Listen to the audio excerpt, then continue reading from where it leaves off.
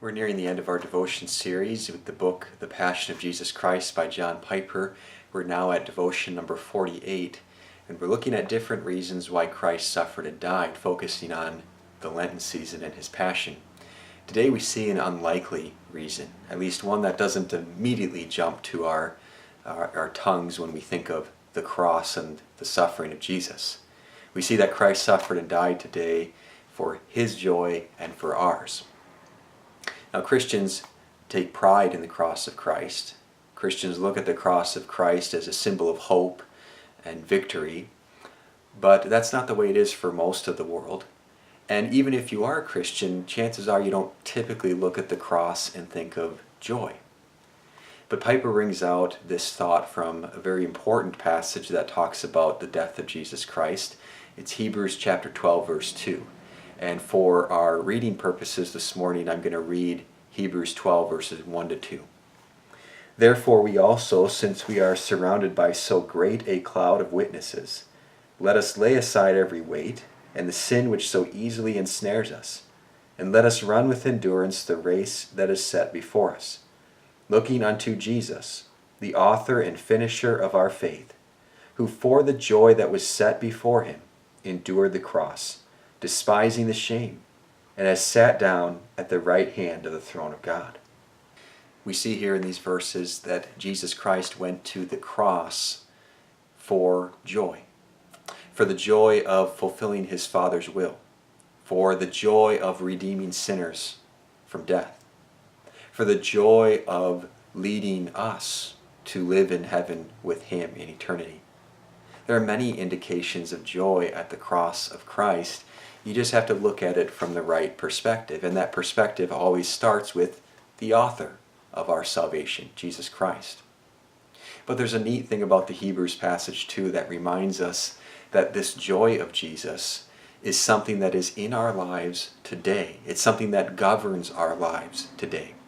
There's a reason the writer to the Hebrews says that we run the race with endurance, looking to Jesus as the author and finisher of our faith. The joy of Jesus is not something we wait around for to have in heaven. The joy of Jesus is not just something we talk about in church or when we read the Bible. The joy of Jesus is something that should be part of our life every day and in every way. The joy of Jesus should lead us to have confidence in our heart over what he accomplished for us. The joy of the cross should lead us to recognize that we go and share the message of salvation with joy. That it affects our day-to-day interaction and it affects the hope that we have leading us to heaven. There's no more greater portion of the Bible where that's on display than moments before Jesus went to the cross, where we see in John chapter 15, Jesus said, "These things I have spoken to you, that my joy may be with you, and that your joy may be full." Even as he approached the cross and death was immediately in front of him, Jesus reminded his disciples that he was there to accomplish joy.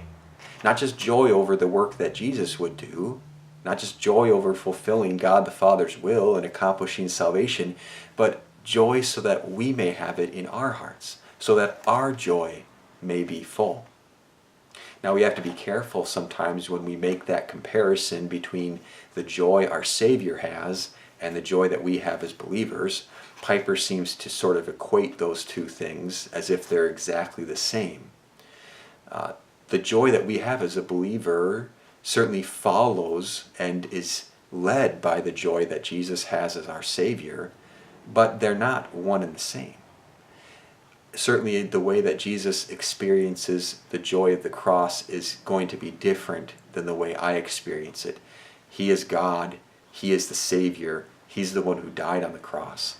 I am his follower. I am a believer.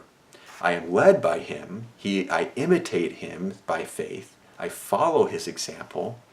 But his joy and my joy are different in the way that we experience them. I am not on the same level as Jesus. I am his follower. I am a co-heir in his kingdom. I will be in heaven with him by faith because of that gift. But I am not the same as Jesus. And it's important that when we talk about the joy of the cross, we recognize it in that way. It certainly is connected, but it's not the same. And so remind yourself as we continue to approach Good Friday, and remember, the cross means joy for the believer through Jesus our Savior.